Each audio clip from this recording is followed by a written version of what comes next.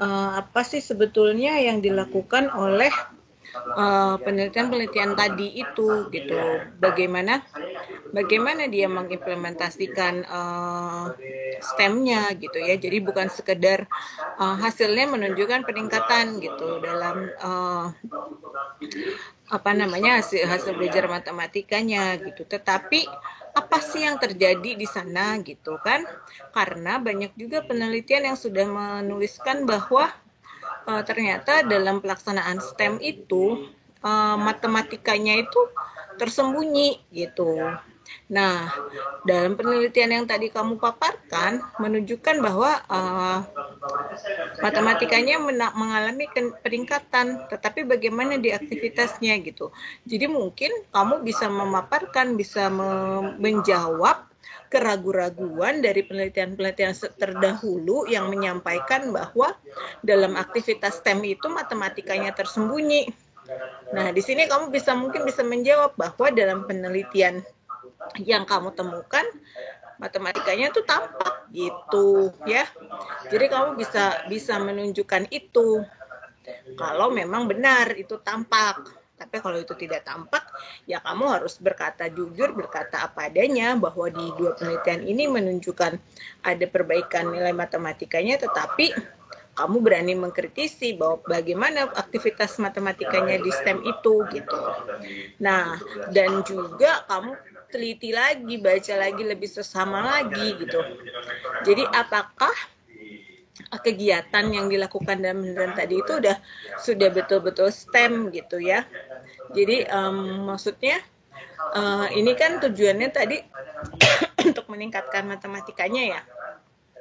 Nah, jangan sampai justru matematikanya yang diunggulkan tapi sains, teknologi, engineeringnya tersembunyi gitu. Jadi matematikanya justru sangat dominan, terus yang lainnya tersembunyi gitu kan. Kan peneliti bisa saja punya perspektif seperti itu gitu ya, walaupun memang bisa dikatakan itu STEM gitu ya, tetapi mungkin pada prosesnya pengintegrasian matematik dengan sains, teknologi dan lain-lain itu tidak bisa tidak bisa merata gitu ya, mungkin harus ada salah satu dari STEM itu yang diunggulkan, tergantung tujuan pembelajarannya mau mengajarkan apa gitu. Nah, itu apa yang dikatakan literatur di situ. Cari lagi di literatur, cari lagi di jurnal-jurnal. Apakah memang pembelajaran STEM itu seperti itu, mengunggulkan satu di antara STEM, atau bisa beberapa bidang STEM itu yang terdelivery secara merata, gimana gitu. Ya, karena itu yang jadi pertanyaan. Jadi kamu bisa tambahkan fokusnya ke sana, gitu ya, Niar ya. Iya, Bu. Oke. Oke, baik, dari saya cukup. Untuk Niar mungkin boleh ditutup. Baik, terima kasih untuk Bapak Ibu yang sudah mendengarkan. Mohon maaf bila ada kekurangan. Saya tutup. Assalamualaikum warahmatullahi wabarakatuh. Waalaikumsalam warahmatullahi wabarakatuh. Ya udah. Sekarang presenter kedua siapa? Saya Bu Nazira. Nazira, silakan.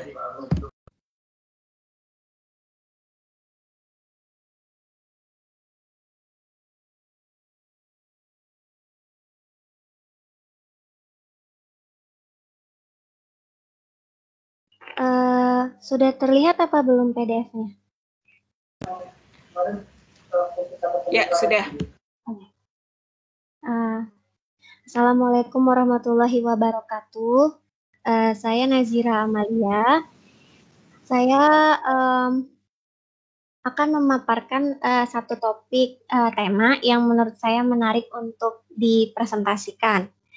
Saya mengambil judul desain bahan ajar matematika berbasis etnomatematik dengan Wingeom untuk menghadapi pembelajaran jarak jauh atau PJJ disingkatnya.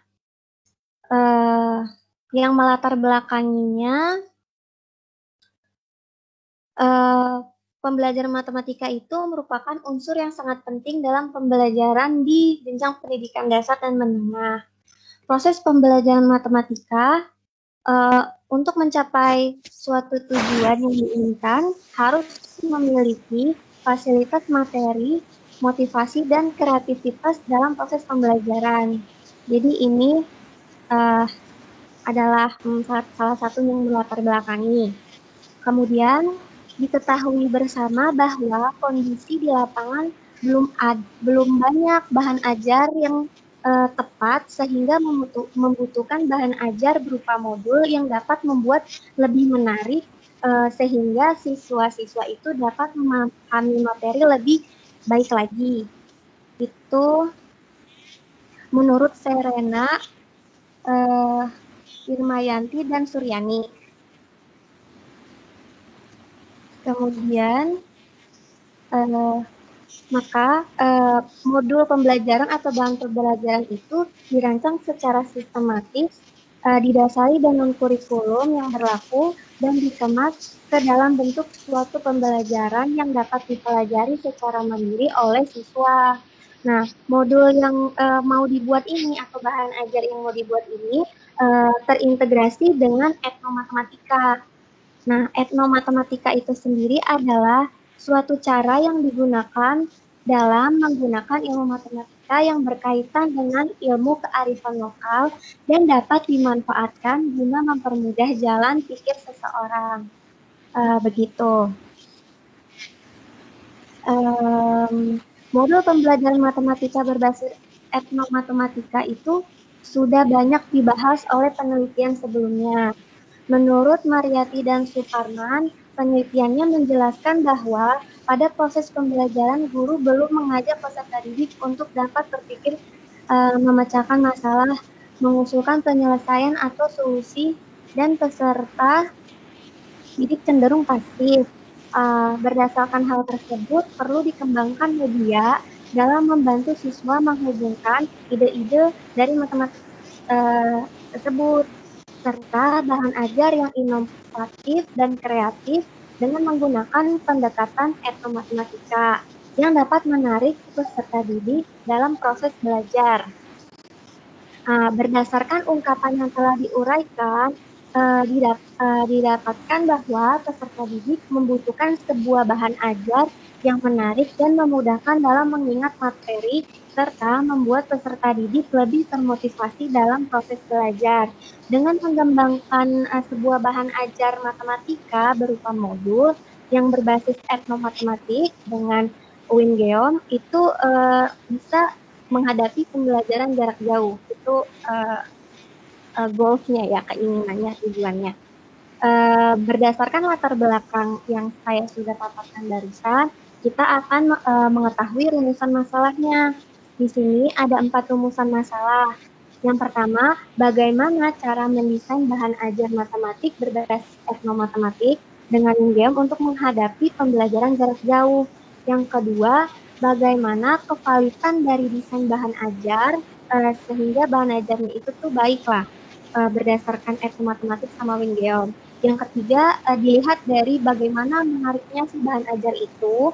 Nah, kalau yang keempat, bagaimana keefektifan dari bahan ajar yang sudah kita buat, yang nanti akan dibuat. Setelah membuat rumusan masalah, berarti tujuannya itu untuk mengetahui cara mendesain bahan ajar ya. Yang kedua, untuk mengetahui kevalitan desain tersebut.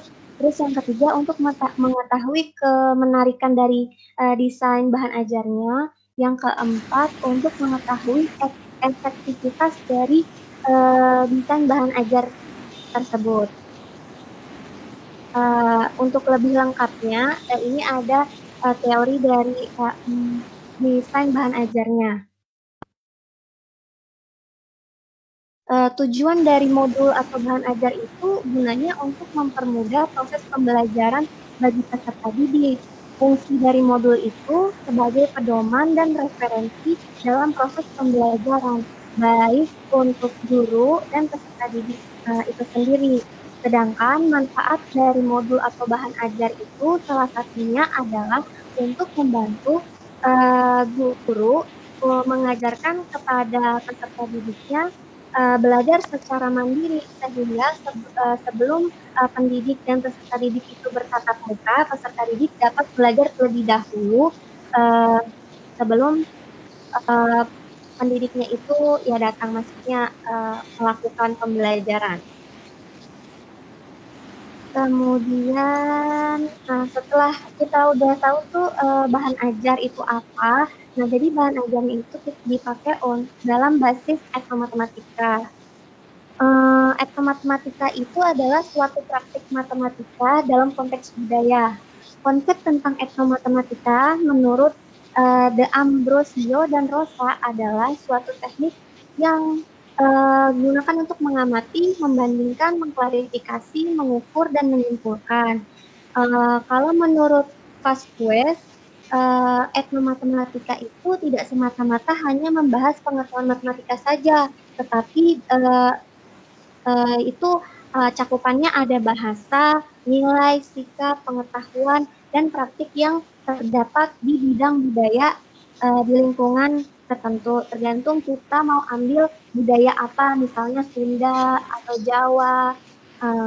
Jawa juga banyak ya, ada Jawa Timur, kayak begitu, atau Padang. Nanti itu bisa kita jadikan sebuah objek budayanya yang bisa dihubungin di matematik, nanti pembelajaran matematika. Seperti itu. Oleh karena itu, etnomatematika itu tumbuh dan berkembang berasal dari budaya masyarakat yang sering tidak menyadari bahwa sebenarnya mereka menggunakan matematika setiap harinya.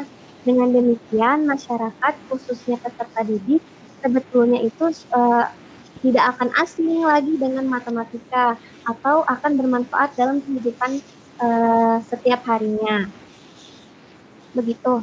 Berdasarkan beberapa kutipan yang telah dipaparkan oleh peneliti sebelumnya, dapat disimpulkan bahwa pengertian dari etnomatematika adalah cara yang digunakan dalam menggunakan ilmu matematik berkaitan dengan kebudayaan atau kearifan lokal tertentu.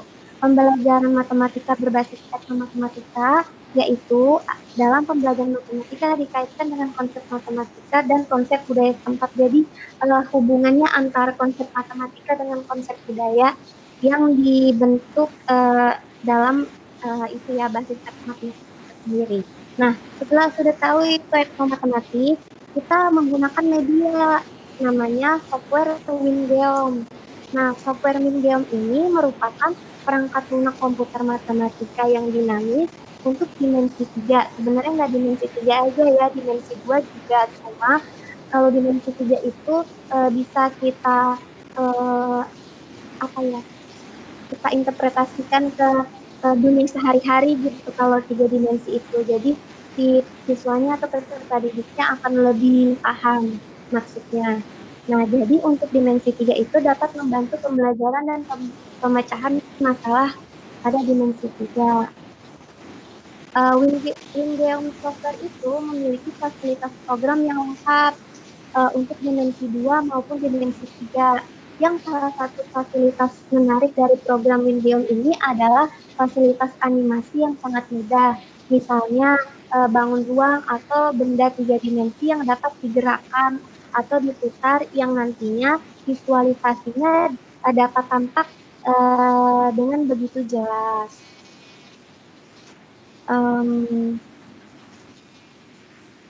Kemudian menurut peneliti berbagai teknologi dan aplikasi yang ada akan dapat mendukung dan memudahkan aktivitas belajar. Jadi kalau kita menggunakan sebuah media teknologi itu diharapkan dapat mendukung aktivitas belajar itu sendiri. Peserta didik akan menganalisis contoh-contohnya dan dapat menemukan suatu cara untuk mengetahui sebuah kebenaran dari sebuah materi yang nanti diajarkan. Nah, kan di software Wingeum itu kan kita sebagai pendidik itu mengkonstruk modul atau desain pembelajaran di dalam Wingeum software. Nah, untuk di Android Studio ini gunanya adalah supaya apa ya, bahan ajarnya ini, desainnya yang sudah dibentuk di Windows itu dapat digunakan di Android, di HP, begitu. Nah, jadi ya ada kayak plugin-plugin begitu ya di sini, kayak kayak codingan lah. Sebentar. Ini naik ke atas tadi. Jadi kita supaya ke-detect di handphone ya, karena kan PJJ tuh. Terus kan banyak yang bilang juga kalau PJJ itu anak kesulitan, bisanya adanya paling handphone, bisa berhubungan sama dari via WhatsApp kayak begitu-gitu. Kalau dari Zoom kadang laptop pun tidak ada gitu.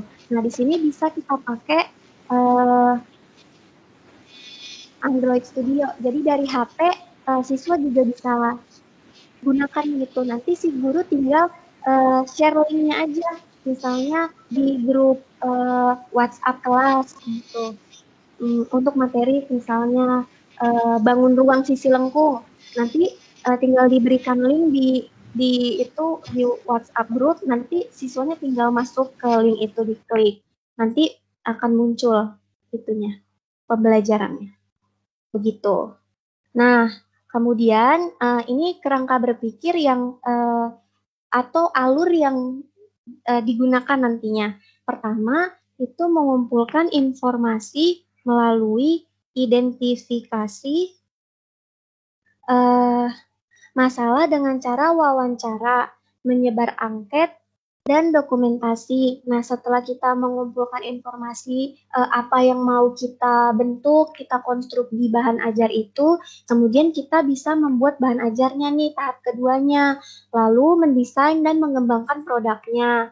Setelah itu produknya kita udah tahu kalau mau memakai etnomatematik dengan Wingeom. Nah, setelah bahan ajarnya itu terkonstruk di Wingeom, itu harus divalidasi. Nah, validasi itu diuji validasinya oleh ahli materi, lalu uji validasi untuk bahasa.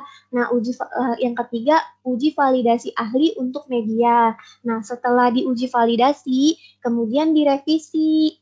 Nah, kalau masih ada yang salah, kemudian diuji coba tuh ke siswa. Nah, misalnya masih ada hambatan, masih ada kendala, atau masih kurang layak bahan ajarnya, kemudian akan direvisi sekali lagi.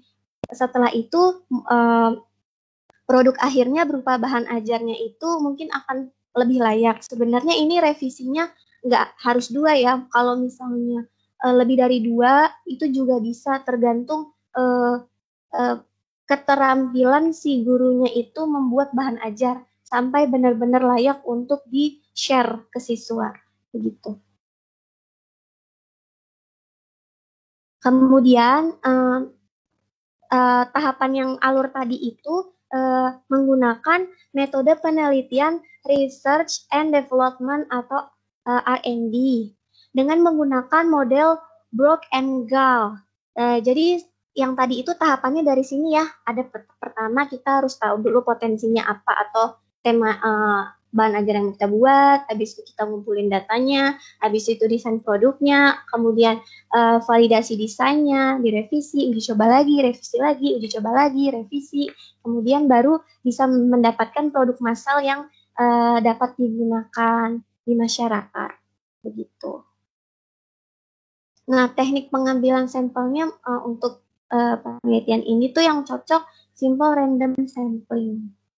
Ya diambil datanya menggunakan wawancara, observasi, angket. Kemudian uji analisis data yang digunakan adalah analisis deskriptif kualitatif, yaitu untuk menjabarkan hasil pengembangan dari produk penelitian yang dilakukan.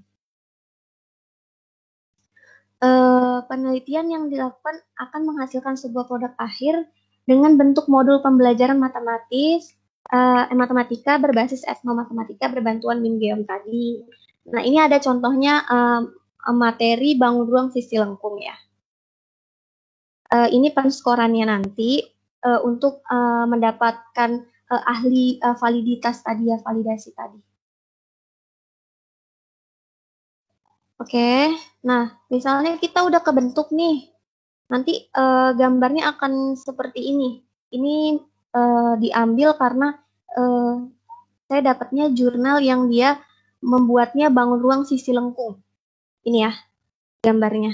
Jadi ini tuh bisa dipakai di Android begitu. Kekurangannya sih dia nggak bisa di iPhone, dia nggak bisa.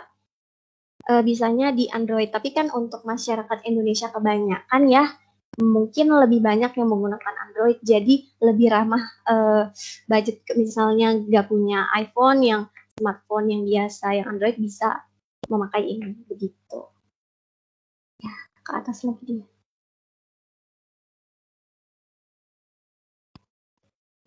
Oke, kan ini salah satu contoh tampilan modul pembelajarannya ya, etnomatematika berbantuan Wingeom yang udah dikonstruk menggunakan Android Studio. Ya, oke. Ini saya ada yang kelupaan. Karena COVID ya, karena adanya wabah COVID, mungkin ini bisa salah satu pembaharuan, kita bisa menggunakan ini. Jadi kesimpulannya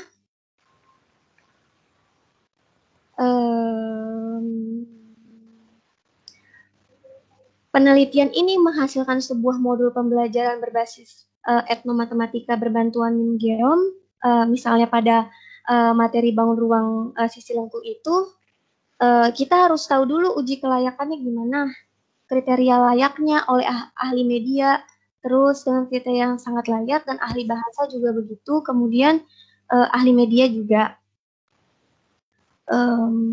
Kesimpulannya terdapat sebuah modul pembelajaran yang bisa digunakan nantinya. Begitu. Oke, sekian presentasi dari tema yang saya pilih ini. Kurang lebihnya mohon maaf. Bila ada yang ingin ditanyakan, dipersilahkan bertanya. Baik, terima kasih Nazira. Oke, baik. Waktunya tanya jawab. Siapa yang ingin bertanya? Silakan.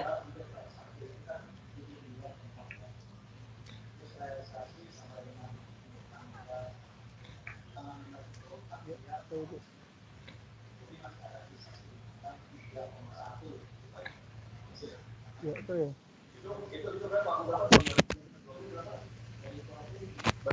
Abdul Jalil mau bertanya?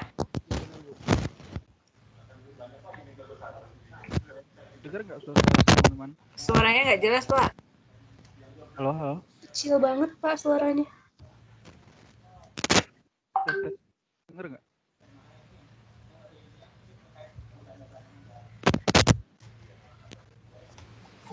Nggak kedengeran, Pak. Kayaknya pakai headset ya. Baik, terima kasih pada kawan-kawan sekalian. Kepada presentasi tadi, bisa dilihatkan slide yang di latar belakangnya, yang tentang rumusan masalah. Oke, sebentar.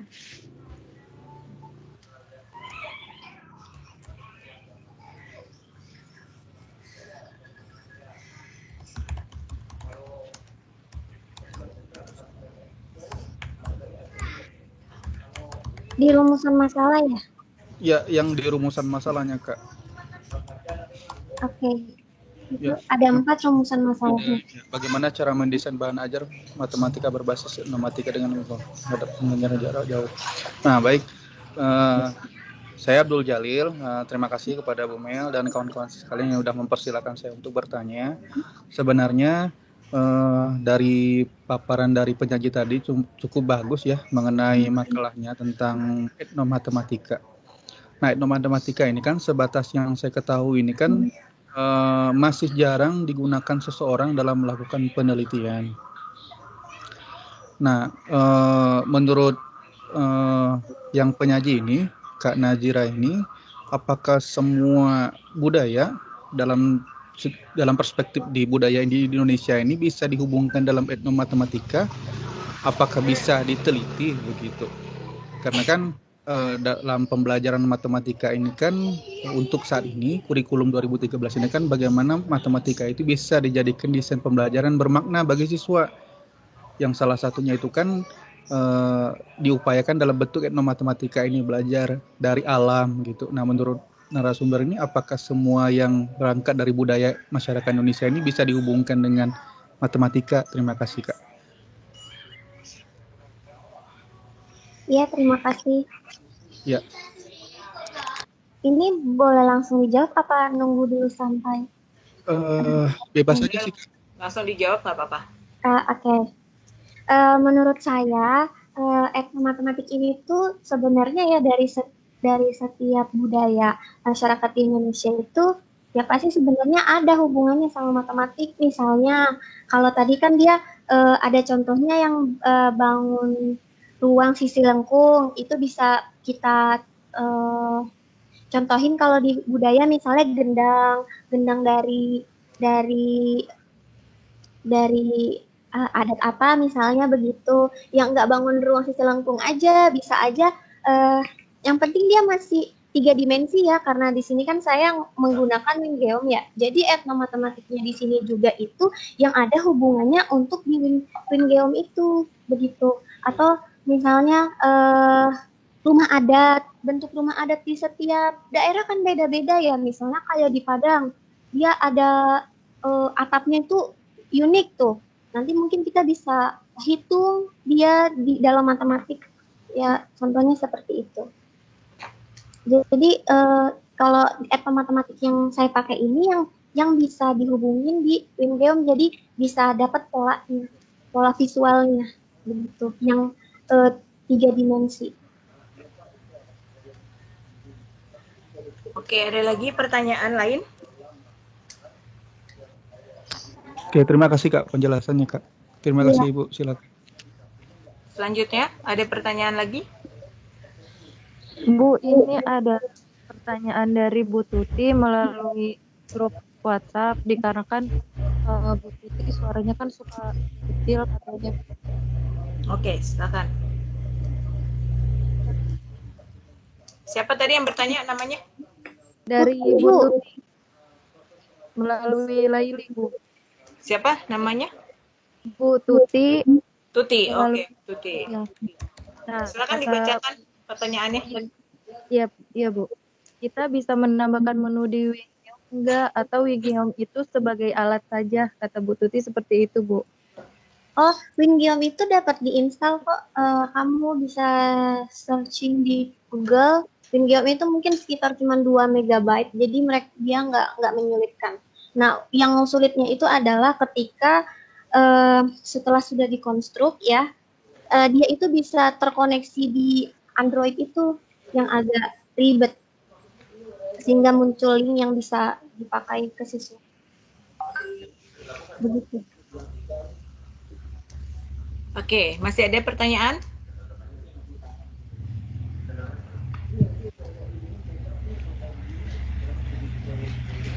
Saya yang Bu.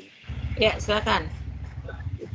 Ya, kalau di etnomatematika kan itu berkaitan dengan budaya ya. Yang saya tanyakan itu, apakah suatu pendekatan etnomatematika atau berbasis etnomatematika itu sudah struktur jadi, misalnya gini, misalnya di rumah adat kan itu kan apakah semuanya itu merupakan struktur jadi matematika, misalnya dalam materi matematika, dari matematika bangun datar atau bangun datar misalnya, apakah ada semua di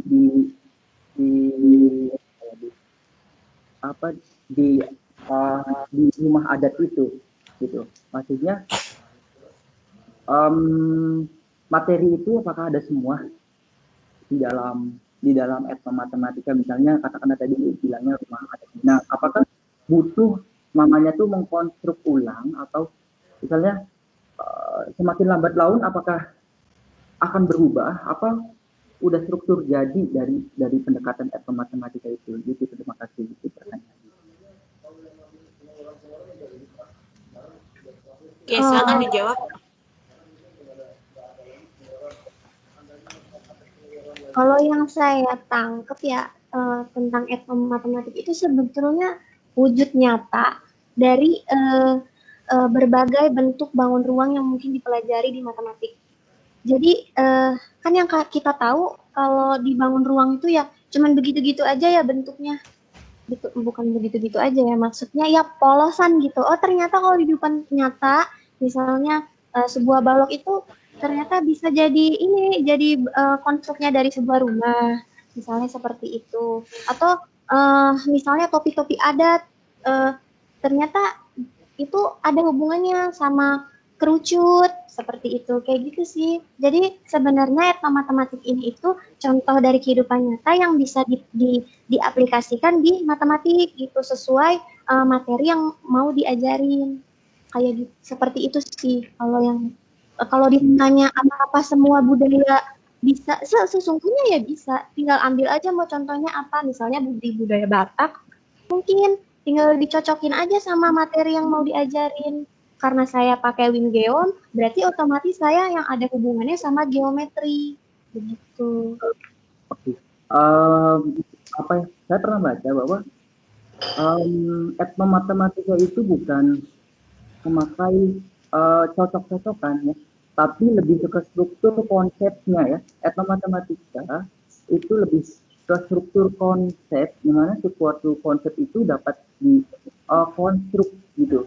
Jadi menurut Ernest bilang bahwa etnomatematika itu awalnya itu dari struktur yang objektif, pemikiran yang objektif, kemudian dikembangkan melalui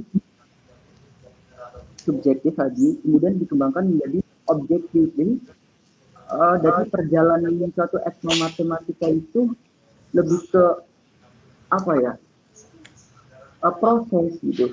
Prosesnya tahapannya ya. Tapi Iya, kan tahapannya. bahan ajarnya, modulnya. Jadi kan kalau di pemahaman saya, kalau yang tadi itu adalah penerapan dari model pembelajaran berbasis etnomatematik. Model pembelajaran yang bisa diterapin ke siswa. Kalau saya kan produk, sebuah bahan ajar. Jadi bahan ajar yang mau saya buat ini ada basis etnomatematik di dalamnya, ada unsur kebudayaan di dalamnya. Begitu. Berarti misalnya tadi apa ya? Tadi materinya apa? Bangun ruang sisi lengkung. Nah, bangun ruang sisi lengkung itu apakah semua sub materi? Apakah ada di etnomatematika atau gimana? Bangun ruang itu semua ada di situ. Apa ada suatu sub materi yang belum diketahui, kemudian ada baru zaman modern ini? Apa semua ada di dalam matematika itu? Gimana maksudnya, bisa diulang? Maksudnya gini, kan materi bangun ruang sisi lengkung, sub materinya itu apa saja sih bangun ruang sisi lengkung? Nah, yang berpertanyaan itu apakah ada semua di budaya ini, misalnya di alat ini gitu. Jadi sehingga kita hanya cukup satu bidang pun semua materi bisa gitu. Apakah ada?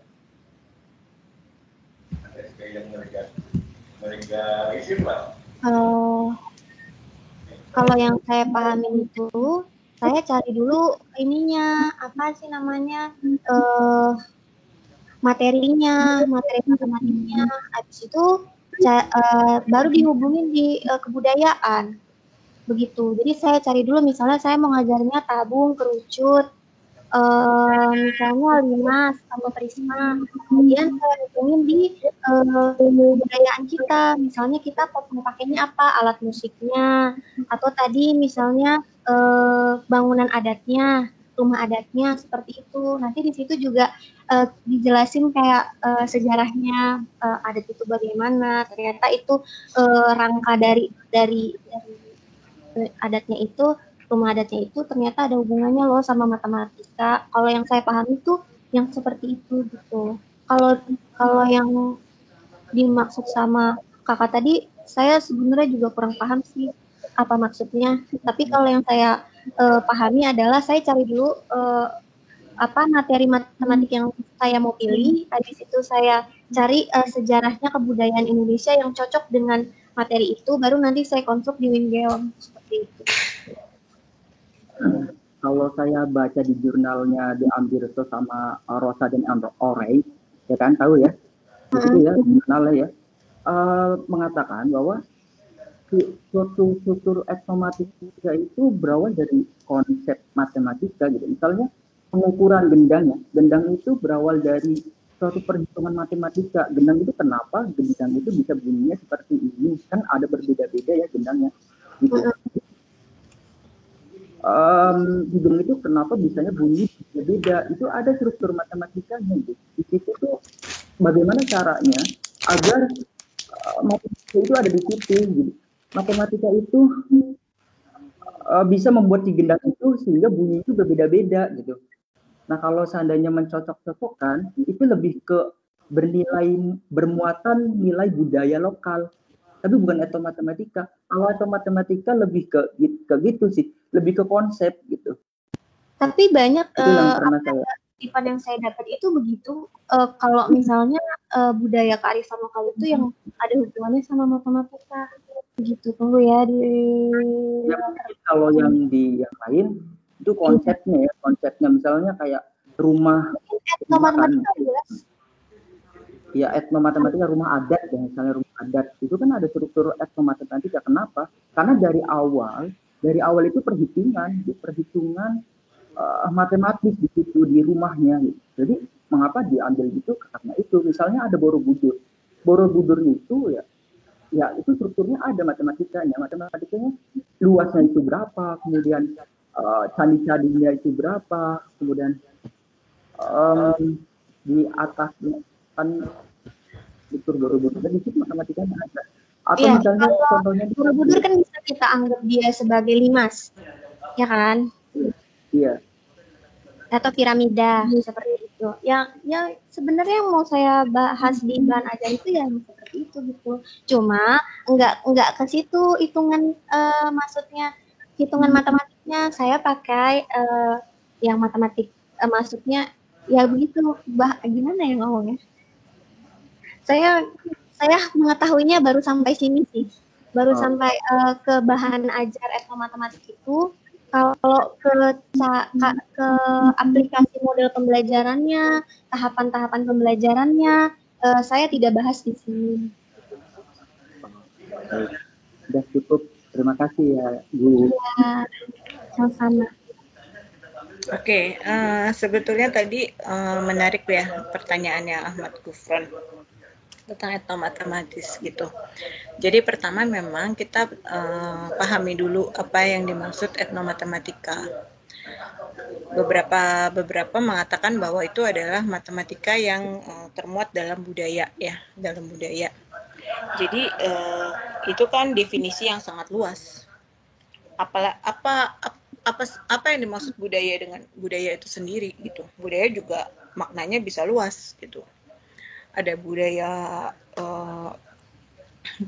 misalkan rumah-rumah tradisional tadi, alat musik tradisional dan lain sebagainya.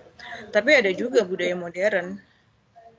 Kita hidup di zaman modern gitu dan kita juga pelaku dan produk budaya gitu keseharian kita gitu. Jadi mungkin etnomatematika yang dimaksud perlu dibatasi gitu ya. Misalkan dalam penelitian yang kamu kaji ya Nazira, etnomatematika yang mana yang kamu maksud sebagai budaya yang mana gitu loh. Karena budaya itu mengikat kepada sebuah kelompok masyarakat tertentu ya. Budaya di mana nih gitu. Apakah nanti ada beberapa budaya berbeda di situ atau satu budaya gitu. Nah, kalau di sini contohnya budaya Lampung, bentuk tabung, nyerupai gendang gitu. Kalau ini ya, kan saya belum mencobanya sih Bu. Ya mesti bisa ditambahkan mungkin di situ bahwa di paper yang kamu baca itu mereka pakai budaya di mana gitu ya. Ya, pakai budaya di mana gitu. Walaupun nanti mungkin budayanya mirip, misalkan topi adat di Sumatera Barat mungkin sama dengan topi adat di Sumatera Selatan, mungkin ya. ya nggak apa-apa gitu. Tapi kamu sampaikan bahwa ini paper siapa gitu ya, si A ini membahas etnomatematis dari komunitas masyarakat di mana gitu. Ya, yang mana di masyarakat itu budayanya seperti apa dan matematikanya seperti apa gitu. Jadi walaupun definisi etnomatematis itu bisa sangat luas, tetapi dia punya batasan, dia punya boundary-nya itu adalah di budayanya itu. Karena budaya itu terikat kepada sebuah komunitas masyarakat tertentu pada kurun waktu tertentu gitu. Karena budaya di Jawa, misalkan ya, di Pulau Jawa, ada Jawa Barat, ada Jawa Tengah, ada Jawa Timur, itu beda. Secara geografis itu ada batasan-batasan geografis. Kemudian ada batasan-batasan waktu.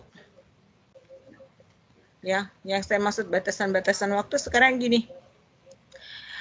Kita nggak usah bicara ratusan tahun yang lalu gitu ya. 10 tahun yang lalu aja.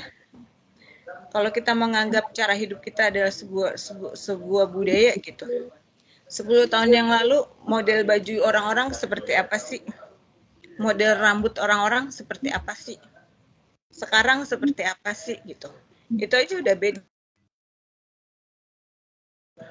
Itu kalau kita lihat itu sebagai sebuah budaya, itu ternyata budaya itu ada batasan waktu juga.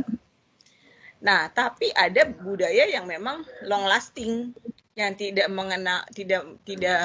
terbatas waktu. Itu ada juga budaya yang seperti itu. Kayak misalkan tradisi budaya kita kalau 17-an itu misalkan ada tarik tambang. Itu setiap tahun ada tarik tambang tuh, nggak pernah lama gitu. Atau budaya Idul Fitri itu budaya saling silaturahmi, saling bermaaf-maafan gitu kan. Itu juga long lasting gitu. Jadi perlu diperhatikan budaya yang dimaksud itu pada kondisi batasan geografis yang mana dan pada waktu kapan gitu. Nah, karena batasan-batasan itu, etnomatematika itu punya keterbatasan. Jadi, karena apalagi kalau kamu melihatnya budaya tradisional ya, kesenian-kesenian tradisional. Karena cenderungnya orang tuh melihat dari produk kesenian tradisional. Kopi, pakaian, rumah adat, alat musik, itu kan produk-produk kesenian ya. Iya. Nah, matematiknya jadi terbatas. Maksudnya gini, yang banyak terpakai biasanya sih dalam domain geometri. Geometri banyak tuh kamu temukan. Kamu kaji satu rumah adat aja. Banyak tuh unsur-unsur transformasi, bangun datar, dan lain sebagainya. Ruang, lain sebagainya banyak. Tapi yang lain ada nggak di situ? Statistikanya ada nggak di situ? Peluangnya ada nggak di situ? Belajar tentang bilangan nggak di situ? Belajar tentang aljabar nggak di situ? Kelihatan nggak di rumah adat itu? Gitu loh. Ya, jadi yang perlu kamu sadari adalah karena itu produk budaya, jadi itu ada keterbatasan. Muatan matematikanya juga terbatas. Karena orang-orang yang menggunakan budaya itu, mereka menciptakan itu ya sesuai dengan kehidupan mereka gitu, kebutuhan hidup mereka. Misalnya mereka bikin rumahnya rumah panggung.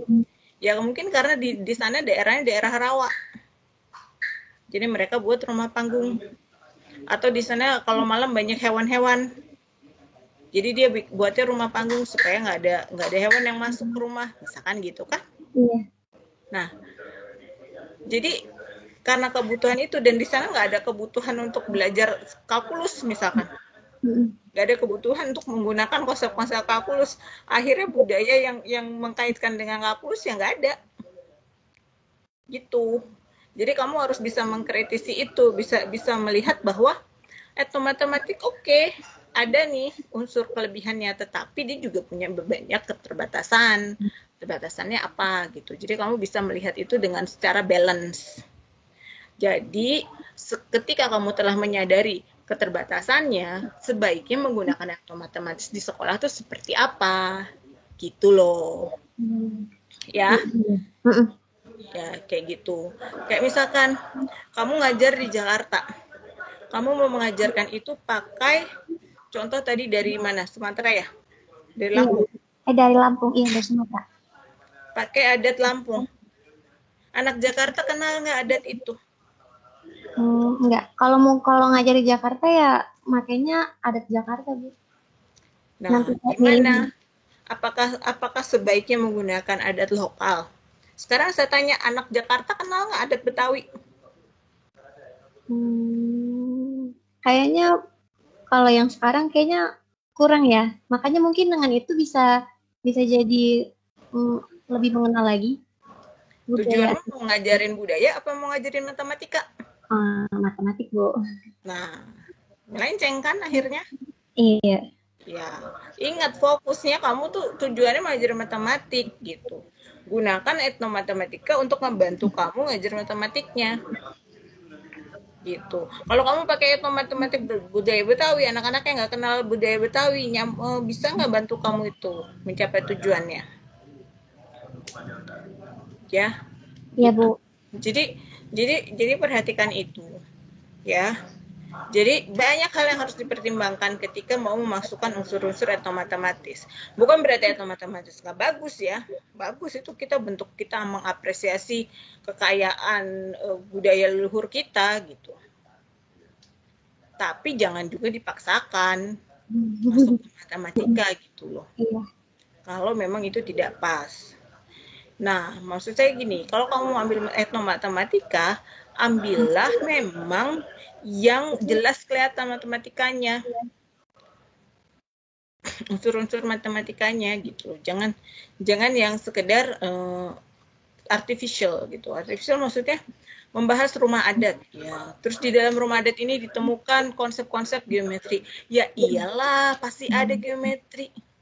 Nggak usah rumah adat, rumah biasa juga ada geometri, ya kan? Iya, Bu. Semua rumah juga ada geometri. Terus what's so special about it gitu loh. Iya. Itu tidak memberikan insight baru buat kita gitu.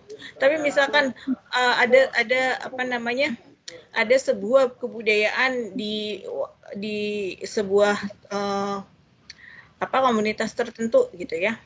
Misalkan kalau saya nggak salah itu di Nusa Tenggara Barat atau Nusa Tenggara Timur gitu ya. Ada sekelompok petani yang membagi tanahnya itu bukan kotak-kotak, bentuknya bukan persegi, tetapi dia bentuknya lingkaran dan dibagi menjadi juring-juring gitu. Kenapa mereka baginya seperti itu? Kenapa bentuknya juring, kenapa bukan persegi? Apakah itu lebih mudah? Apakah itu nanti pembagiannya lebih fair sharing kah atau gimana? Nah, itu yang perlu kita dalami gitu. Kenapa mereka pakai juring? Iya. Nggak pakai persegi gitu kan? Pasti ada alasannya. Kita mau tahu itu gitu. Jadi kita pahami matematik yang mereka gunakan di situ. Misalkan gitu. Terus misalkan dalam produk-produk kesenian gitu ya, produk-produk misalkan kayak tadi rumah adat Sumatera Barat gitu ya, atapnya kan bentuk itu ya, atapnya kan bukan bidang datar itu ya. Iya, bukan. Bidang lengkung. Iya. Atapnya itu bidang lengkung. Nah itu kalau di geometri apa? Geometri Euclid tuh nggak masuk. Geometrinya apa? Terus bagaimana mereka memaknai bidang lengkung?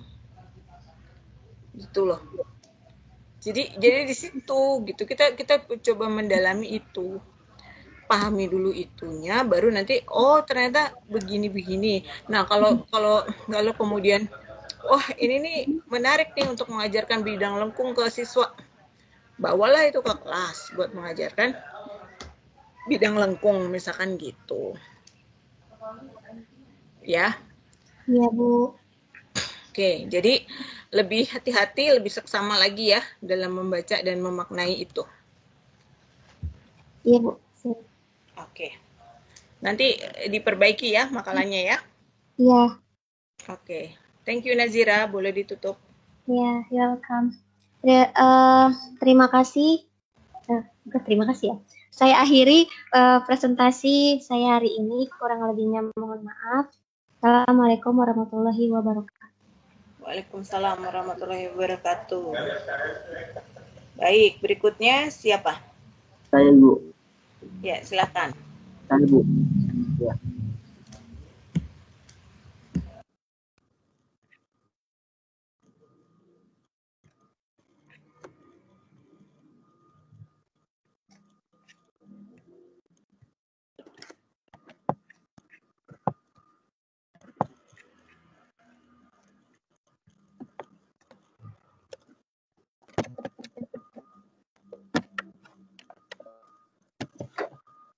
Belum ada ya Bu? Belum kelihatan. Ini udah kelihatan. Udah, ya udah. Ya, terus. Assalamualaikum warahmatullahi wabarakatuh. Waalaikumsalam warahmatullahi wabarakatuh. Saya Ahmad Gufron. Saya yang ingin mempresentasikan tentang pemanfaatan teknologi dalam pembelajaran matematika dengan pendekatan PMRI. Nah, pengertian PMRI dulu ya. Di PMRI itu awalnya diciptakan itu di Belanda ya. PMRI itu mendasarkan pada teori pendidikan matematika yang dikembangkan di Belanda. Nah, yang dinamakan dengan awalnya kan di Belanda itu dinamakan dengan Realistic Mathematics Education. Nah, atau disingkat juga dengan RME. Nah, kemudian dikembangkanlah di Indonesia dengan situasi dan kondisi serta konteks di Indonesia. Gitu. Maka ditambahkan kata Indonesia sehingga jadilah PMRI. Gitu. Nah, ini tuh dikembangkan oleh Prudental ya, Prudental Belanda.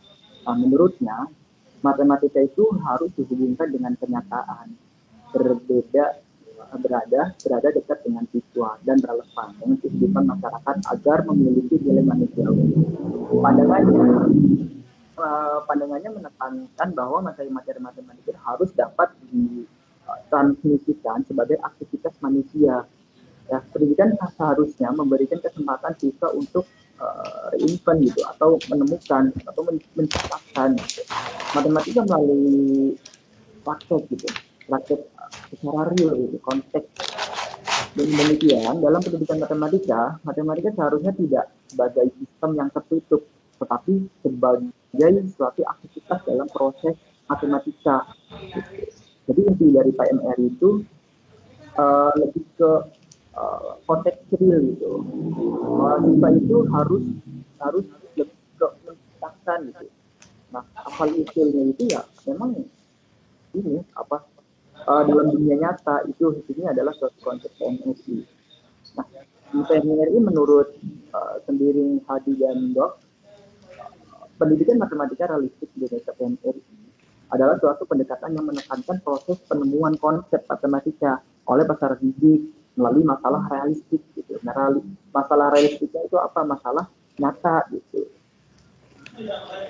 Nah, selanjutnya menurut Travers juga ini juga merumuskan 5 karakteristik ya, karakteristik dari PMRI sebagaimana dikutip oleh Wijaya 2012, yaitu penggunaan konteks.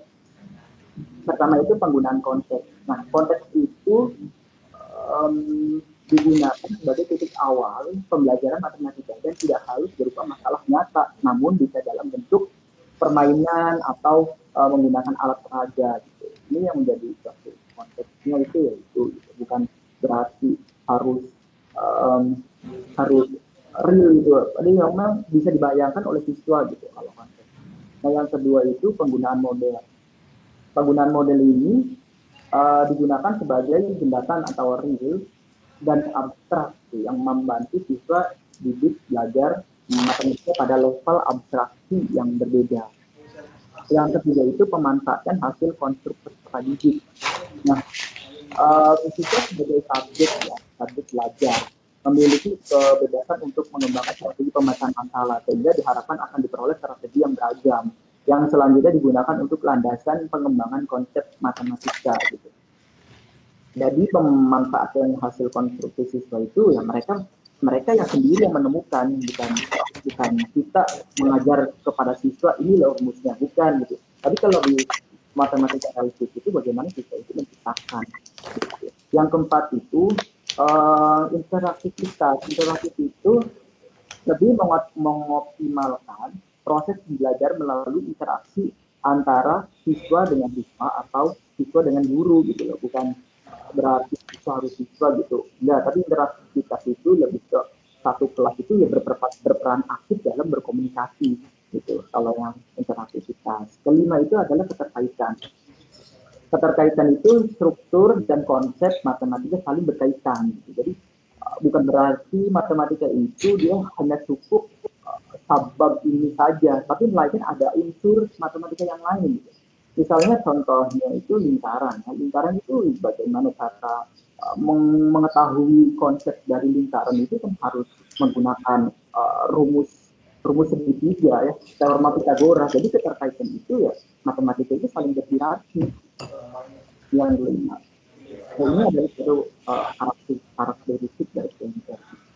Nah, selanjutnya pendidikan PMRI memiliki peran penting dalam pembelajaran matematika sebagai menurut Rizal dan kawan-kawan mengatakan bahwa kemampuan berpikir kreatif yang mendapatkan pembelajaran dan menggunakan pendekatan pembelajaran matematika realistik lebih baik dibandingkan dengan kemampuan berpikir kreatif yang mendapatkan pembelajaran dengan menggunakan pendekatan pembelajaran konvensional gitu.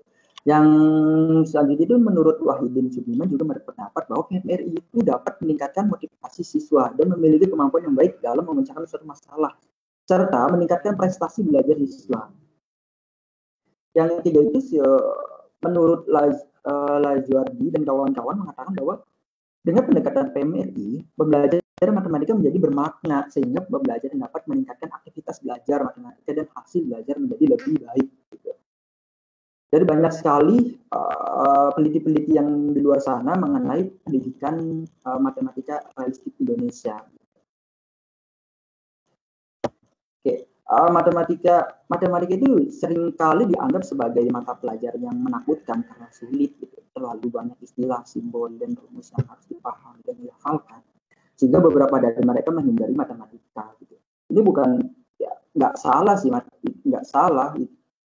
Siswanya nggak salah, tapi melainkan yang belum benar itu ya, gurunya itu bagaimana cara mengajarkan gitu, cara mengambil metode gitu. Nah ini gitu. Matematika itu bukan berarti ditakutkan, melainkan bagaimana cara kita memberi suatu pembelajaran dengan metode apa.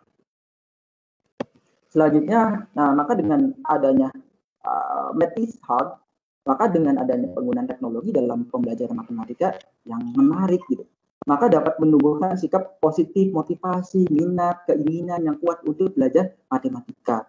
Nah, penggunaan teknologi ini dapat meningkatkan afektif, kognitif, dan psikomotor siswa. Gitu. Nah, selanjutnya dalam sebelum diterapkan dalam bentuk proses pembelajaran dengan berbantuan teknologi, perlu kiranya ada peserta didik dan guru untuk berlatih dalam memanfaatkan teknologi. Ya. Sebelum itu ya harus tahu teknologi dikembangkan, kemudian diimplementasikan dalam belajar itu ya bagaimana ini sehingga diperoleh suatu pembelajaran yang maksimal. Persiapan dan didukung kepada guru untuk mengintegrasikan teknologi secara efektif juga penting dalam memaksimalkan penerapan teknologi baru. Nah, menurut Siahan mengatakan bahwa manfaat penggunaan teknologi itu dalam pembelajaran antara lain membuat konsep yang abstrak misalnya. Yang kedua itu membawa objek berbahaya atau sukar. Nah, misalnya binatang kan nggak bisa ditunjukin nih gitu, enggak ya. Ini kan lebih ke teknologi ya, lebih menggunakan teknologi atau contohnya itu komputer ya. Yang tiga itu menampilkan objek yang terlalu besar, misalkan gajah itu Candi Borobudur kan nggak bisa ya, maka ditampilkanlah di teknologi. Menampilkan objek yang tidak dapat dilihat dengan mata telanjang. Ini adalah merupakan manfaat penggunaan teknologi dalam pembelajaran. Nah, saya mengambil tema ini ya bukan sebatas teknologi itu diajarkan di matematika kalayak peserta didik gitu. Enggak, jadi bagaimana cara siswa itu, mereka itu lebih senang gitu, lebih senang, ada motivasi tumbuh. Kemudian mereka juga itu memperoleh konsep gitu, konsep dari matematika, bukan serta-merta dalam penggunaan teknologi itu suatu pembelajaran yang biasa gitu, yang memang gitu bisa dianggap, tapi lebih ke bagaimana siswa ke depannya gitu, agar matematika itu bermakna gitu, bermakna kemudian dapat mengkonstruk pemikiran siswa tentang matematika gitu. Kemudian kembali kepada Ishak gitu, maka si siswanya itu ya tidak mempersulit matematika gitu ya. Ini adalah ada banyak lagi ya, ada seperti menampilkan objek yang tidak dapat dilihat mata telanjang, mengamati gerakan yang terlalu cepat, memungkinkan siswa berinteraksi langsung dengan lingkungannya, memungkinkan keragaman mengamati persepsi bagi pengalaman belajar siswa, kemudian membangkitkan motivasi belajar siswa, menyajikan informasi belajar secara konsisten, akurat, kemudian menyajikan pesan belajar gitu. Ini ketutup sama jenis. Nah, seperti itu ya. Kemudian next, penggunaan teknologi dalam pembelajaran matematika realistik. Nah, implementasi pembelajaran matematika realistik dengan bantuan teknologi merupakan proses penerapan ide dan konsep dari metode pembelajaran matematika realistik dengan teknologi dalam suatu pembelajaran yang akan memberikan pengaruh dan peningkatan pendidikan ke arah yang lebih baik. Ini suatu konsep pembelajaran metode pembelajaran yang baru ya di abad ini, karena nggak mudah ya untuk menggabungkan antara penggunaan teknologi dalam pembelajaran PMRI ya, PMRI, karena PMRI sendiri kan lebih ke dunia nyata ya, kemudian dibantukanlah oleh teknologi sehingga sedemikian berupa PMRI itu bisa masuk ke dalam teknologi gitu. Kemudian beberapa contoh penerapannya gitu.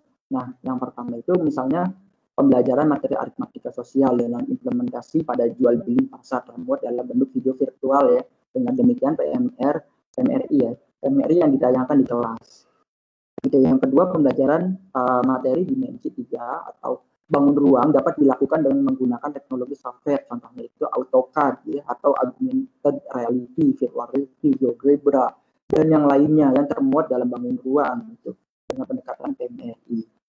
Yang ketiganya itu pembelajaran materi bangun datar, dan datar dapat dilakukan dengan aplikasi atau game Android ya, melalui pendekatan PMRI. Hal ini memudahkan untuk siswa dalam membayangkan suatu konteks jika tidak ada benda nyata.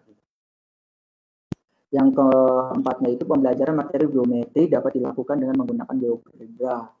Itu GeoGebra ya, dengan pendekatan PMRI. Hal ini dapat memudahkan siswa untuk menerapkan konteks dan pengukurannya. Contohnya lagi tadi yang disebutkan bahwa Bingeom ya, Bingeom bisa, tapi dengan pendekatan PMRI. Gitu.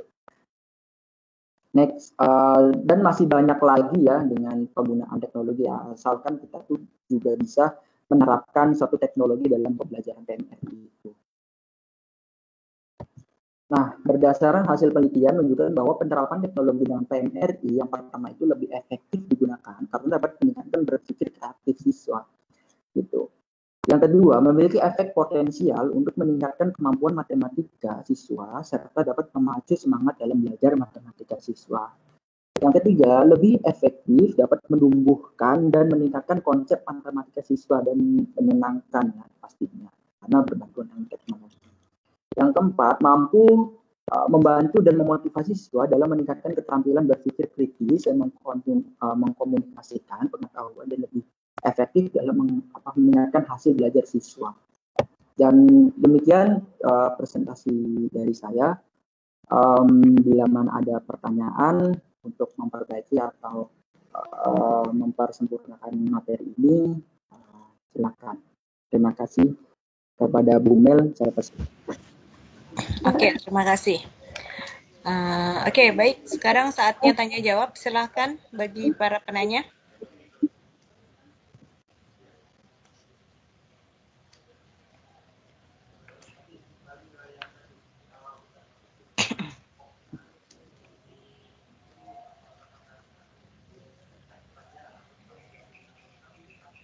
Saya persilakan untuk penanya.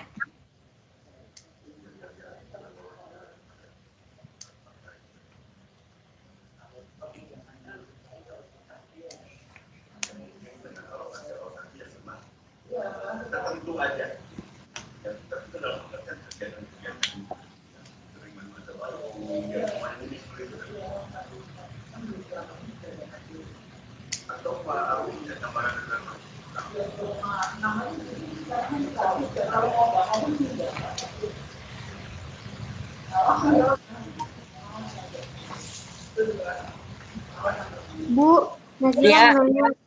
Ya, silakan. Kan tadi kayaknya PMRI itu kayak budaya-budaya juga ya, kayak etnomatematika. Jadi sebenarnya bedanya apa sih? Apa PMRI perluasannya dari etnomatematika atau etnomatematika perluasannya si PMRI ini? Gitu. Itu pertanyaan saya. Oke. Silakan Ahmad Gufron. Dijawab itu ya.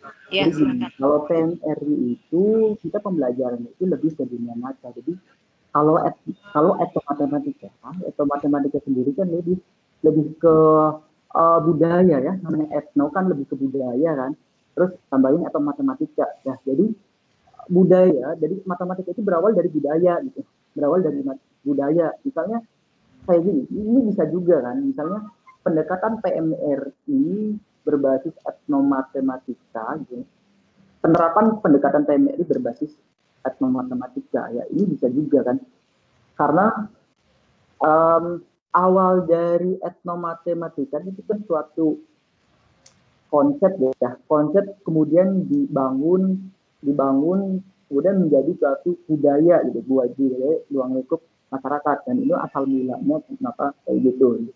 Jadi beda etnomatematika dari etnomatematika dengan sintak dari PMRI. Ya. Kalau PMRI lebih ke pembelajaran itu lebih ke pembangunan suatu dunia real gitu ya. Jadi misalnya gini, siswa kan tidak bisa membayangkan suatu bentuk 3D ya, bentuk 3D. Maka dengan begitu kan, dengan masalah seperti itu, maka diimplementasikan dalam pembelajaran gitu. Jadi lebih gimana ya? Jadi kan contohnya gini ya. Ini saya pernah pembelajaran PMRI ya. Ini contoh dari saya. Jadi pembelajaran matematika dengan menggunakan PMRI itu lebih menyenangkan gitu. Mereka itu tahu rumus gitu. Jadi lebih tahu rumus gitu. Nah, dari misalnya contoh saya dalam pembelajarannya itu menggunakan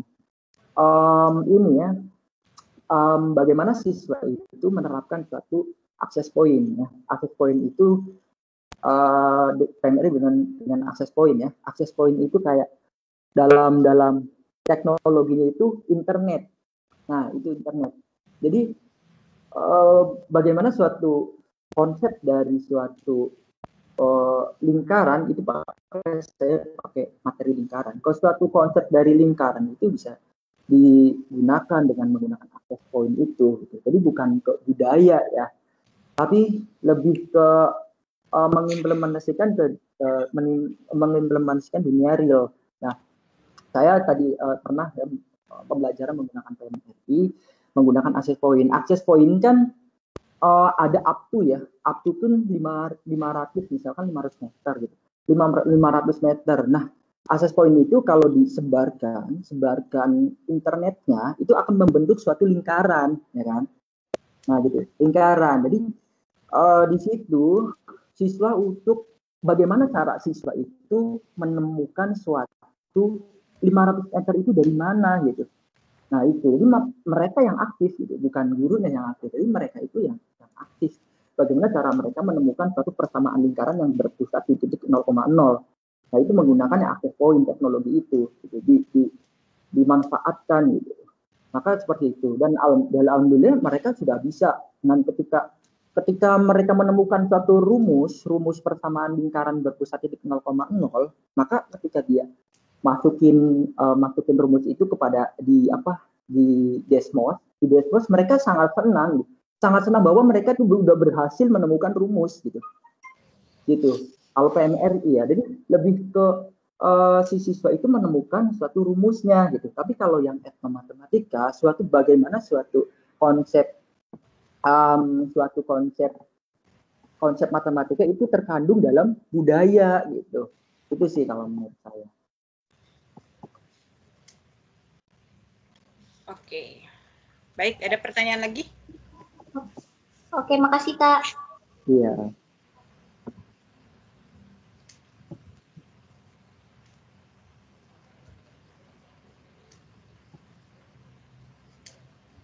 Pertanyaan berikutnya.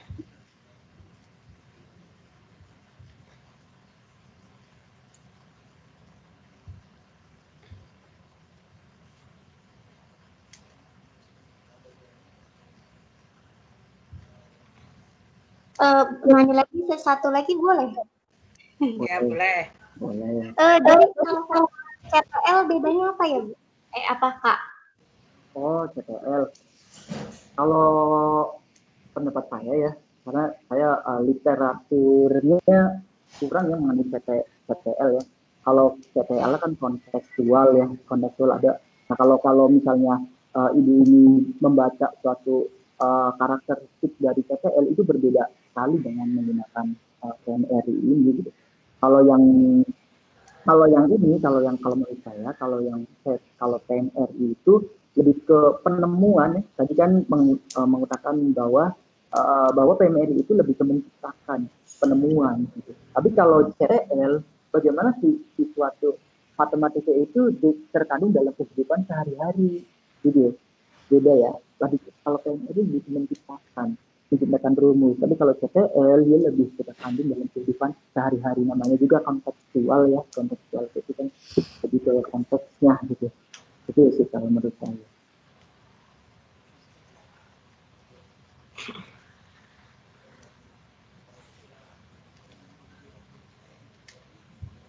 Gimana, ada pertanyaan lagi?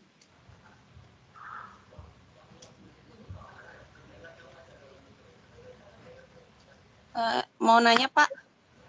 Iya. Ya, nama saya Roslin. Saya mau tanya, ini kan pemanfaatan teknologi dalam belajar matematik dengan pendekatan PMRI ya. Iya. Nah, PMRI itu kan tadi kalau tidak salah itu menggunakan jadi kontekstual gitu ya. Nah, kalau misalnya PMRI-nya itu dilaksanakan untuk di tingkat matematika yang lebih tinggi gimana Pak? Karena kan makin tinggi matematika kan makin abstrak gitu ya konsepnya juga. Itu bisa nggak kira-kira? Kalau bisa boleh dikasih contohnya. Makasih. Ya jelas. Kalau menurut saya ya terima kasih atas pertanyaannya. Kalau menurut saya jelas bisa ya. Kalau PMRI kan lebih ke bagaimana suatu konsep matematika itu ketemu ya. Sebagaimana menurut Ernest mengatakan bahwa matematika itu berawal dari realistik. Matematika itu berawal dari realistik, kemudian dikembangkan menjadi suatu ilmu subjektif ya. Subjektif kemudian karena terus sehingga membutuhkan proses, jadilah suatu rumus atau objektif ya. Kemudian dari semakin banyaknya pengetahuan, kemudian lambat maju gitu, maju dalam dunia teknologi dan lain sebagainya, maka yang tadinya objektif maka jadi subjektif lagi karena perkembangan dari si konsep matematika itu gitu. Jadi objektif kembali lagi jadi subjektif kembali lagi pada objektif, dan seterusnya sampai menemukan suatu struktur matematika yang kuat gitu dalam konsepnya gitu. Nah, seperti itu. Ya, jadi kalau berdasarkan pengertian atau dari definisi Ernest itu ya jelas bisa, karena tadi mengatakan bahwa matematika berawal dari realistis gitu. Maka kalau seandainya misalkan dalam bidang yang paling tinggi, ya itu jelas bisa. Ini contohnya apa? Integral gitu. Integral katakanlah. Maka misalnya diaplikasikan dalam menghitung luas, ya kan? Nggak mungkin kan siswa langsung, kenapa bisa ada rumus integral seperti itu? Pasti ada suatu akar, ya. Akarnya itu pasti ada suatu proses, di mana suatu proses itu menemukan suatu ilmu yang objektif gitu. Jadi prosesnya itu loh yang bisa kita gali, ya. Proses itu bisa kita gali, kemudian bisa kita gali tentang proses itu, kemudian bagaimana cara menemukan suatu rumus integral seperti itu, maka diaplikasikan kepada siswa kita gitu. Nah, diaplikasikan kepada siswa kita, kemudian mereka yang menemukan, tapi hanya sebatas kita yang mengarahkan, bukan kita rumusnya, bukan, tapi kita sebagai mengarahkan kepada mereka, kemudian untuk menemukan suatu konsep. Bila perlu si siswanya itu ke apa ya, misalnya menemukan luas tanah ya berbentuk berbentuk fungsi, ya kan. Bila perlu siswanya itu yang mengukur gitu, agar siswanya itu ya bisa menemukan suatu konsep gitu, menemukan suatu ilmu yang objektif gitu. Jadi kita tidak cuma mengarahkan kepada siswa untuk bagaimana sesuatu struktur matematika yang subjektif menjadi objektif gitu. Itu sih menurut saya. Ada pertanyaan lagi? Apakah kurang jelas? Itu tadi maksudnya yang Bapak bilang kan contohnya itu memberi contoh siswa diminta untuk menghitung luas tanah gitu ya. Iya. Itu jadi ya hanya enggak, maksudnya gini. Mohon maaf kalau saya salah. Ini kontekstualnya itu kontekstual yang harus di depan mata siswanya gitu, yang kayak berbentuk alat atau gimana, atau boleh hanya yang penting kasih masalahnya itu kontekstual gitu, atau gimana ya Pak? Oke, terima kasih ya. Saya jawab. Jadi kontekstual itu bukan berarti real di depan mata ya. Selagi itu bisa dibayangkan oleh siswa, itu bisa kontekstual gitu. Misalnya gini, ini misalnya ya, misalkan bumi itu bulat, masa iya si siswa itu mengetahui di astronot dulu bahwa bumi itu bulat, kan enggak kan. Jadi lebih dibayangkan oleh siswa, dan siswanya itu tahu bahwa itu tuh bisa ditangkap. Misalnya gini, misalnya yang tidak bisa di kontekstual tadi bisa dilihat sama siswa, kemudian kontekstual, misalnya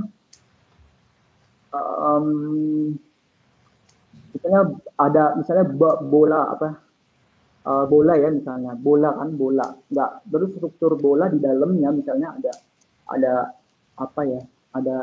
jari-jari nggak mungkin kan dirobek dulu itu bolanya, tapi bisa mungkin juga, tapi ya kalau kontekstual itu lebih ke bagaimana siswa itu membayangkan dan mereka tahu gitu. Nah, kalau seandainya tadi kan saya bilang bila perlu kan bisa artian ke sana pun nggak apa-apa, kalaupun di kelas juga nggak apa-apa, yang penting siswanya itu tahu gitu, bisa dibayangkan dan mereka tahu gitu. Itu kalau menurut saya.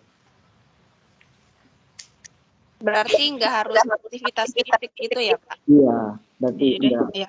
Kayak contoh saya kan pembelajaran PMR itu menggunakan access point ya. Saya hanya menunjukkan si access point itu sendiri, tapi tidak menunjukkan denah lokasi. Saya memakai denah lokasinya itu berbantuan Google Earth. Nah gitu. Google Earth itu saya manfaatkan untuk konteksnya siswa gitu, sehingga siswa itu oh iya ini tuh lokasi gitu. Google Earth tahu ya, Google Earth-nya. Jadi ini rumahnya ini si A, ini rumahnya si B, ini rumah si C. Oh iya, ini jalan apa ya ini. Nah itu tahu mereka, karena tidak langsung turun tangan ke lapangan kan. pakai Google Earth pun bisa gitu. Itu menjadi satu konteksnya. Terima kasih, Pak. Iya. Oke, tadi bagus ya pertanyaannya tentang PMRI itu. Mungkin saya luruskan ya, tadi itu bukan kontekstual, tapi realistis ya. Yang tadi disampaikan oleh Ahmad Gufron itu. Iya, Bu. Realistis. Yang dimaksud realistis dari PMRI atau RME ya. Iya. Nah, tadi pertanyaannya soalnya lebih ke kontekstualnya sih, yang karakteristik dari PMRI. Iya, karakteristiknya kan satu ada konteks ya.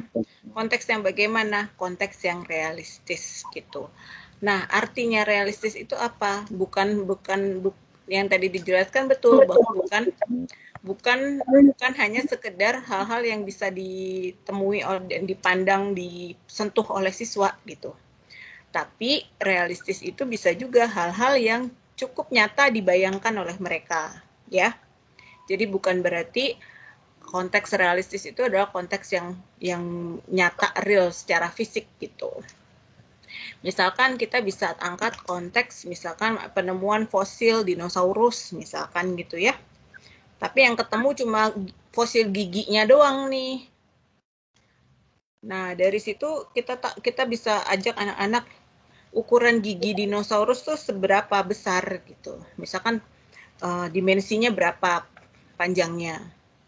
Kalau giginya segini, bisa nggak mereka bayangkan tubuh dinosaurus itu sebesar apa gitu kan? Jadi mereka belajar proporsi tuh. Kalau giginya aja segini, kepalanya semana gitu kan? Apakah mereka harus pernah lihat dinosaurus lebih dulu? Enggak juga gitu loh. Ya, jadi di sini dinosaurus bisa menjadi sebuah konteks yang realistis. Walaupun siswa tidak harus bisa melihat dinosaurus secara nyata gitu, ya. Tapi dia pernah nonton dokumenter, nonton film atau membaca informasi tentang dinosaurus, misalkan begitu, ya. Jadi itu. Terus tadi perbedaan etnomatematis dan PMRI. Nah, itu tadi kembali lagi bagaimana kita menginterpretasikan etnomatematis gitu. Kalau budaya itu kita lihat sebagai suatu yang luas, ya berarti kehidupan sehari-hari kita itu adalah sebuah budaya gitu. Jadi PMRI juga bisa dilihat sebagai sebuah etnomatematis di situ. Karena kita mengambil dari budaya. Karena konteks yang kita pakai dari sehari-hari itu adalah produk budaya, misalkan gitu ya. Jadi dari sudut pandangnya itu, kalau kita memang memiliki sudut pandang yang seperti itu. Tetapi dalam PMRI tadi ada 5 karakteristik yang disampaikan. Ada konteks gitu. Jadi mungkin konteks dalam PMRI bisa beririsan dengan konsep etnomatematis gitu. Karena kita misalkan kita menggunakan PMRI, kita bisa saja membawa etnomatematis di situ. Saya mau mengajarkan geometri transformasi pakai batik gitu. Boleh gitu. Jadi ada unsur etnomatematis nih di situ, di pemilihan konteks. Tapi PMRI tidak stop di situ. Dari konteks bergerak ke model, ya kan? Terus ada menggunakan kontribusi siswa, ada interactivity, ada intertwining gitu. Ya, jadi ada karakteristik yang lain yang juga perlu diperhatikan dalam pembelajaran PMRI, ya. Jadi memang ada irisan dengan etnomatematis, tetapi ada perbedaannya juga gitu. Sepertinya itu. Terus tadi pemanfaatan teknologi dalam PMRI itu bagus sekali gitu ya, bahwa kayak tadi Ahmad Gufron cerita pakai Google Earth gitu. Jadi kita memanfaatkan teknologi Google Earth gitu. Kita juga bisa mudah digunakan gitu. Karena sekarang kalau dulu mungkin kita masih bawa bola dunia gitu ya, global ke kelas gitu. Sekarang ada Google Earth dan anak-anak bisa lebih interaktif ya. Bisa pindah lokasi, bisa lihat posisi di mana gitu. Google Map juga bisa sering dipakai, Google Map untuk belajar orientasi, untuk belajar jarak gitu ya, spatial reasoning gitu, bisa pakai Google Map, dan masih banyak teknologi lain yang bisa diintegrasikan dalam pembelajaran kayak gitu. Jadi mungkin itu ya yang bisa saya tambahkan dari diskusi hari ini. Oke, waktunya sudah hampir jam 6 gitu, jadi saya rasa cukup ya. Ahmad Gufron bisa ditutup. Baik Bu, terima kasih kepada semuanya. Terima kasih yang sudah bertanya atau menambahkan. Terima kasih juga Gisel. Mohon maaf jika ada kata-kata yang kurang atau salah dan juga apa yang menyakiti hati kalian misalnya. Maka dengan ini saya tutup. Assalamualaikum warahmatullahi wabarakatuh. Waalaikumsalam warahmatullahi wabarakatuh. Oke. Waalaikumsalam warahmatullahi Kita belum jadi kelas pengganti ya? Iya Bu, belum. Belum ya. Kalau hari Senin kalian bisa nggak? Senin atau Selasa? Hari Senin, ayo yang lain bisa nggak tuh? Senin sama Selasa atau Selasa? Kalau saya bisa. Saya di sekolah udah libur Bu, hari Sabtu besok udah terakhir. Oke, kalian diskusikan dulu aja ya. Nanti kabari saya. Baik, Ibu. Senin saya ada kelas jam 8 sampai jam 10. Setelah itu rasanya saya bisa. Terus Selasa juga saya kosong gitu ya, nggak ada kegiatan mengajar, jadi masih bisa dipakai Selasa gitu. Nanti tolong kabari saya. Saya mungkin kalau bisa Selasa lebih bagus Selasa sih. Ya nanti saya tunggu kabarnya dari Wildan ya. Baik Bu, nanti kita kabari. Ya baik, thank you semuanya, terima kasih. Assalamualaikum. Terima kasih Bu. Waalaikumsalam. Terima kasih Bu. Waalaikumsalam. Terima kasih Bu.